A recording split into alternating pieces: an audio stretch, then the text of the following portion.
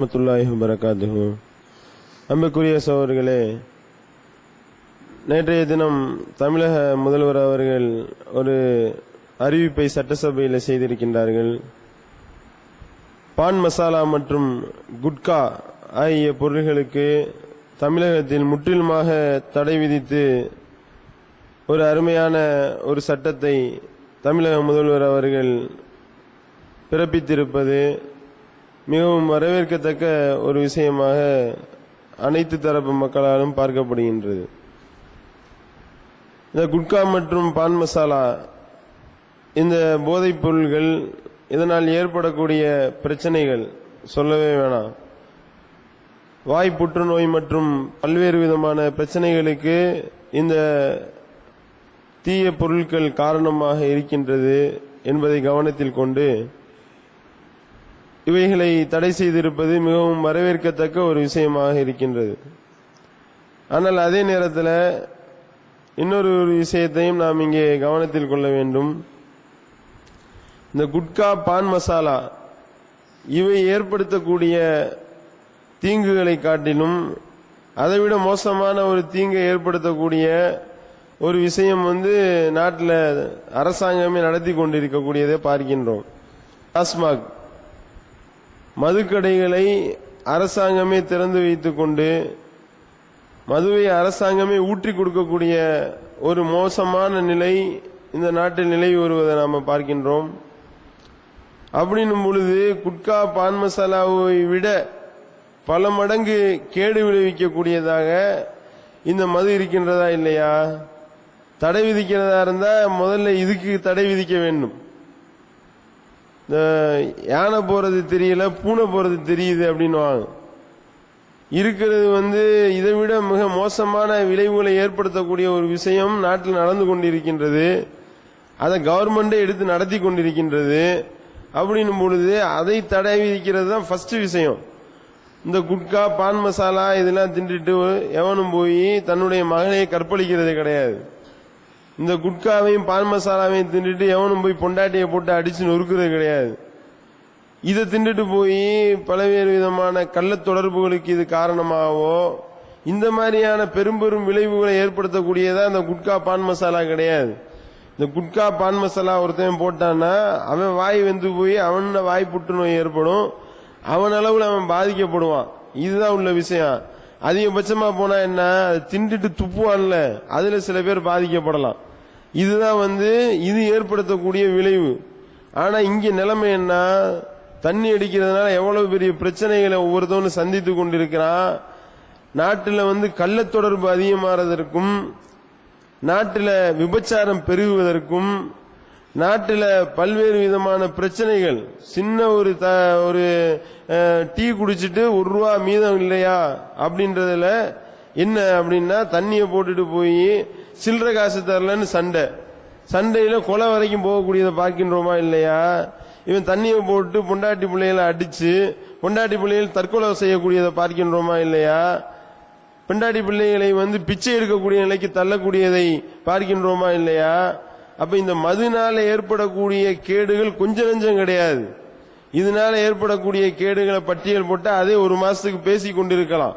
அப்படின்னும் பொழுது இவ்வளவு கேடுகளை ஏற்படுத்தக்கூடிய, இவ்வளவு மோசமான விளைவுகளை ஏற்படுத்தக்கூடிய விஷயத்தை கவர்மெண்டே செய்கின்றது.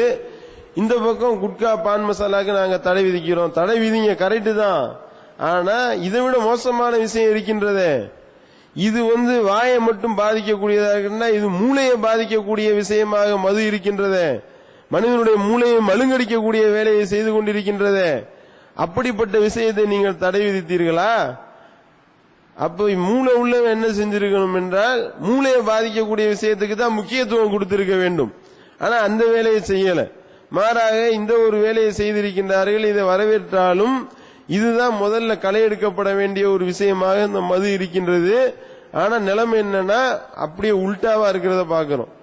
மதுவை தடுத்து நிறுத்தி அதை ஒழிச்சு அதை இல்லாமல் ஆக்குங்க அப்படின்னு பார்த்தா, ஆக்குவீங்கன்னு பார்த்தா நிலைமை என்னவா போயிட்டு இருக்கு?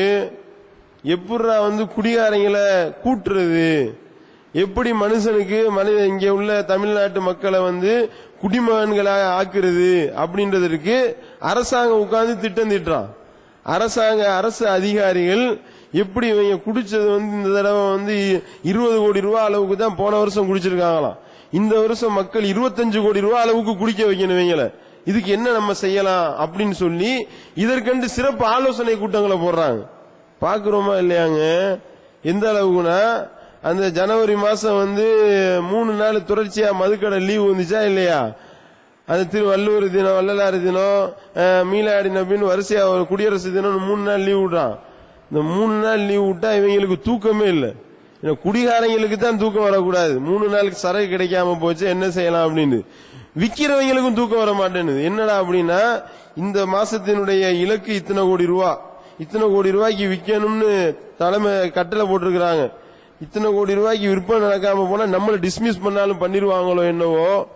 நம்ம குடிமகன்களுக்கு எப்படியாவது ஒரு பாட்டில் வாங்குறவனுக்கு 3 பாட்டில கொடுத்து அவனை சிறந்த குடிமகனா உருவாக்கணும் அப்படின்னு சொல்லி ஐடியா பண்ணி அதுக்காக என்ன பண்றாங்கன்னா சிறப்பு ஆலோசனை கூட்டங்களை போட்டு வாங்க நம்ம எப்படி இந்த இந்த வியாபாரத்தை கூட்டுறது, 3 நாள் நாங்க விடுமுறை விட போறோம் அப்படின்றத குடிமகன்களுக்கு முன்னாடியே போர்டு எழுதி வைங்க, போஸ்ட் அடிச்சு விட்டுங்க, ஒரு பாட்டில் வாங்கினா இன்னொரு பாட்டில் இலவசம்னு சொல்லி அறிவிப்பை கொடுங்க என்று சொல்லி திட்டம் தீட்டுவதை பார்க்கின்றோம். இன்னும் சொல்ல போனா அது சரியான முறையில் விற்பனையை கூட்டாத அந்த பொறுப்பாளர்களை சஸ்பெண்ட் பண்ணி நடவடிக்கை எடுக்கிறான். அந்த மாதிரி சரியான முறையில் ஊத்தி கொடுக்கல, நீ சரியான முறையில் வியாபாரம் பண்ணல, குடிமகன்கள் குடிச்ச அளவு கம்மியா இருக்கு என்று சொல்லி இந்த மாதிரி கம்மியா வித்தவன் மேல நடவடிக்கை எடுக்கக்கூடியதை பார்க்கின்றோம் என்றால் நிலைமை எங்க போய் கொண்டிருக்கின்றது. அதே நேரத்தில் இந்தியாவிலேயே தமிழகம் தான் விபத்துல அதிகமான முதலிடத்தை பெறக்கூடிய ஒரு மாநிலமாக இருக்கின்றது அப்படின்றதையும் பார்க்கிறோம். காரணம் என்ன? தீர்ப்பு சொல்லக்கூடிய நீதிபதியே சொல்றாரு. என்ன சொல்றாரு? இதுல தண்ணியை போட்டு போய் வாகனத்தை விபத்து ஏற்படுத்துறாங்க. இதுதான் குடிதான் காரணமாக இருக்கின்றது. அப்ப நாட்டுல விபத்து நடக்கிறதுக்கு அதுதான் காரணம், நாட்டுல விபச்சாரம் நடக்கிறதுக்கு அதுதான் காரணம், நாட்டுல கள்ள தொடர்பு அதிகமாகிறதுக்கு அதுதான் காரணம், மாணவர்கள் எல்லாம் குடிச்சுக்கிட்டு நாசமா போய் இளைய சமுதாயம் வீணாவதற்கும் அதுதான் காரணமா இருக்கு. அப்படின்னா அப்போ ஏன் இந்த மாதிரியான விஷயத்தை நீங்க முன்னின்று செஞ்சு இதுல வருமானம் பார்த்து இதை மக்களை கெடுத்து நாசமாக்குறீங்க? எந்த அளவுக்குலாம் யோசிக்கிறாங்கன்னு பாருங்க இந்த விஷயத்துல. அதாவது 3 நாள் லீவுன்னு சொல்லி அறிவிக்கிறாங்கல்ல, அந்த 3 நாள்ல குடிமகன்கள் போய் சில பார்கள்ல போய் குடிக்க போறாங்க. இத கவனிக்கிறான். அதாவது நம்ம தான் விற்கணும், நம்ம தான் ஊத்தி கொடுக்கணும், அரசாங்கமே செய்யற ஒரு வேலையை. அதாவது கள்ள நோட்டு அடிச்சா எப்படி கோபம் வருதோ அந்த மாதிரி இவங்களுக்கு கோபம் வருது. எப்படி கோபம் வருது? நம்ம டாஸ்மாக்க தாண்டி இவன் போய் பார்ல போய் ஊத்தி குடிச்சான்னா அப்ப நமக்கு வியாபாரம் பாதிக்கப்படுமா இல்லையா? அதனால என்ன செய்யணும்? இந்த 3 நாள் அரசு விடுமுறை நாள்னு சொன்னா அந்த நாள்ல இந்த ஹோட்டல்ல உள்ள பார்களும் திறக்க கூடாது, அதுலயும் போய் இவன் குடிக்க கூடாதுன்றத நல்ல எண்ணத்துல பாக்குறானா அப்படின்னு பார்த்தா, குடிக்கிறதா இருந்தா எங்கள்கிட்ட தான் குடிக்கணுமே ஒழிய வெளியே போய் குடிக்க கூடாது என்று சட்டம் போடுறதை பார்க்கின்றோம். அப்ப இதெல்லாம் எதை நோக்கி கொண்டு போய் கொண்டிருக்கின்றார்கள்? மக்களை, நாட்டை எப்படி கொண்டு போய் கொண்டிருக்கின்றார்கள் என்றால், இந்த நாட்டில் ஒருத்தவன் கூட குடிகாரனா இல்லாமல் இருக்கக்கூடாது, எல்லாரையும் பூரண குடிகாரர்களாக மாத்துறதுதான் இவர்களுடைய எதிர்கால திட்டம் என்று சொல்லக்கூடிய அளவிற்கு நிலைமையை கொண்டு போயிட்டு இருக்காங்க. போன வருஷம் 20 கோடி ரூபாய் அளவுக்கு வித்துச்சான். இந்த வருடம் 25 கோடி ரூபாய் நாங்க டார்கெட் வச்சிருக்கிறோம் என்று சொல்லக்கூடிய அளவிற்கு நிலைமை மோசமா போய் கொண்டிருக்கின்றது. இந்த வேலையை கவர்மெண்ட் செஞ்சா என்ன ஆகும்? நாட்டில் இவ்வளவு பிரச்சனைகளுக்கு இதுதான் காரணமா இருக்கின்றது. இதை மட்டும் ஒழிச்சு பாருங்க, இதை மட்டும் நிப்பாட்டி பாருங்க, தன்னால நாடு வல்லரசா மாறிடும். இது குடிக்கிறத மட்டும் ஒருவன் நிப்பாட்டினானேயானால் அல்லாஹ் அதான் சொல்லி காட்டுறான். இந்த மாதிரி மதுவும் சூதும் பலி பீடங்கள் அம்பு மூலமா குறியேற்கிறது இதெல்லாம் அருவருக்கத்தக்க விஷயம். இதிலிருந்து நீங்கள் விலகிக் கொள்ள மாட்டீர்களா? காரணம் என்ன? இதன் மூலமாக ஷைத்தான் உங்களிடத்தில் பகைமையையும் வெறுப்பையும் ஏற்படுத்தி அல்லாஹ்வினுடைய நினைவை விட்டும் தொழுகையை விட்டும் உங்களை தடுக்கவே விரும்புகின்றான். இதிலிருந்து நீங்கள் விலக மாட்டீர்களா அப்படின்னு அல்லாஹ் கேள்வி எழுப்புறான். இந்த தண்ணி போடுறதுனால தானே இவ்வளவு பிரச்சனைகளும் ஏற்படுது, இதனால தானே நாட்டில் இவ்வளவு பஞ்சாயத்துகள் ஏற்படுதுன்றத கண்கூடா பார்த்து கொண்டும் வருமானத்துக்காக இந்த வேலையை செய்து கொண்டிருக்கின்றார்கள். அரசாங்கமே இந்த வேலையை செய்து கொண்டிருப்பதை பார்க்கிறோம். இதற்கு தடை விதிக்கக்கூடிய நாள் தான் இந்த நாள். இந்த நாட்டில் நல்ல நாளாக இருக்கும். காரணம் என்ன? இதனால வரக்கூடிய பிரச்சனைகள் இருக்கின்றது. இஸ்லாம் இதை எந்த அளவிற்கு கண்டித்து இதை தடுத்தது என்றால், இதை விட மொடா குடிகாரர்களாக தான் ரசூல் ஸல்லல்லாஹு அலைஹி வஸல்லம் தோழர்கள் இருந்தார்கள். ஆனா ரசூல் ஸல்லல்லாஹு அலைஹி வஸல்லம் அதை தடுத்து நிறுத்தினாங்க, அதுக்கு தடை போட்டார்கள். அதுக்கு தடை போட்டதனுடைய விளைவு எந்த அளவிற்கு அந்த சமுதாயத்தை வார்த்தெடுத்தார்கள் என்றால், முதல்ல கொஞ்சம் சிரமமா தான் இருக்கும், அதுல இருந்து மீட்டு எடுத்தாங்க. ஒரு கட்டளை ஒன்று போடுகின்றார்கள், மது தடுக்கப்பட்டுள்ளது என்று கட்டளை. அந்த கட்டளையின் காரணமாக மதீனாவினுடைய அந்த தெருக்களில் மது ஆறு ஓடக்கூடிய அளவிற்கு எல்லாத்தையும் தூக்கி தட்டினார்களா இல்லையா?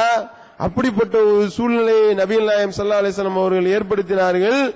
அதோடு மட்டுமல்லாமல் அந்த மதுவை தடுக்கக்கூடிய அந்த விஷயத்தை ரசூல் ஸல்லல்லாஹு அலைஹி வஸல்லம் சொன்னதோட அந்த பக்கமே தலை வச்சு படுக்க கூடாது என்ற அளவிற்கு சட்டங்களை போட்டாங்க. அந்த சில குடுவைகள் இருந்தது, அந்த குடுவைகளை தான் ஊத்தி குடிச்சாங்க. அந்த குடுவையை பார்த்தா இந்த ஞாபகம் வரும் அப்படின்றதுனால ரசூல் ஸல்லல்லாஹு அலைஹி வஸல்லம் எப்படி கட்டளை போடுறாங்க, அந்த மது ஊத்தி வைக்கக்கூடிய குடுவையும் பயன்படுத்தாதீர்கள், அதுக்கும் சேர்த்து தடை.